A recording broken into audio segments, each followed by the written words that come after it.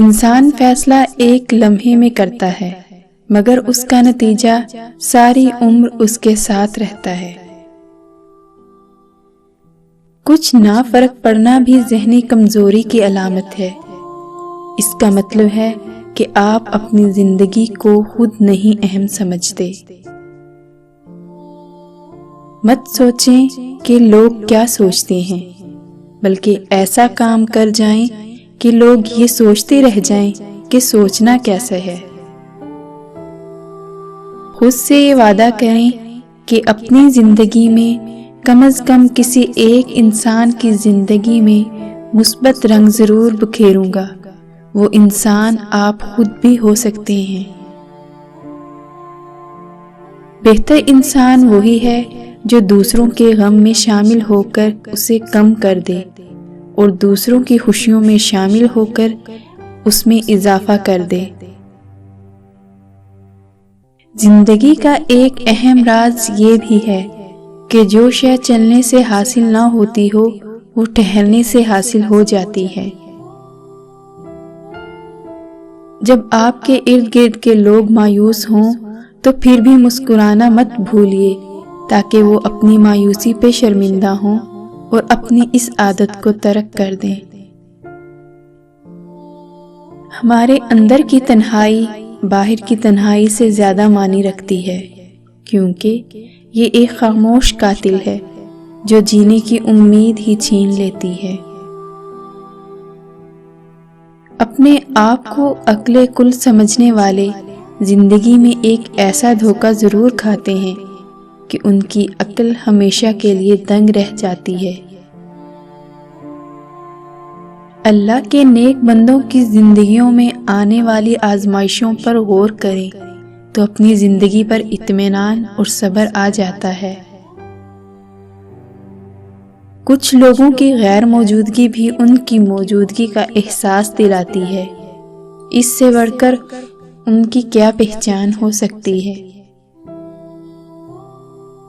شکر کسی مقام پر پہنچنے کا نام نہیں ہے، بلکہ شکر تو اپنے رب کی مرضی کے آگے جھکنے کا نام ہے۔ جب آپ کو اپنے رب پر یقین کامل مل جاتا ہے تو زندگی میں آنے والی پہاڑوں کی مانند رکاوٹیں بھی آپ کو راستہ دے دیتی ہیں۔ چھوٹی چھوٹی چیزوں کو سنجیدگی سے نہ لینا ہی برے وقت اور حالات کی طرف ایک ایک قدم ہے۔ جب بدبختی ظاہر ہوتی ہے تو مثبت سوچ کا ہر پہلو منفی پہلو میں دکھائی دینے لگتا ہے۔ اداسی تنہائی کی چادر کے روپ میں آپ کو اوڑھ لیتی ہے اور آپ کو اپنی صلاحیتوں پر یقین سے محروم کرتی چلی جاتی ہے۔ ٹوٹنے کا مطلب ہمیشہ ختم ہونا نہیں ہوتا، کبھی کبھی ٹوٹنا زندگی کا آغاز ہوتا ہے۔ اپنے جیسے سوچ والوں کو نہ جوڑ پانا یا ان کے ساتھ نہ جڑ پانا ہی محرومی ہے۔ جو انسان پہلی بار کسی کی مان لیتا ہے وہ زندگی بھر دوسروں سے اپنی بات منوانے کا ہنر سیکھ جاتا ہے۔ جب بھی زندگی کے راستوں کی سمجھ نہ آئے، دل ہی دل میں اپنے رب سے رابطوں کا سلسلہ بڑھاتے چلے جائیں کہ ایک دن منزل بھی سامنے دکھے گی۔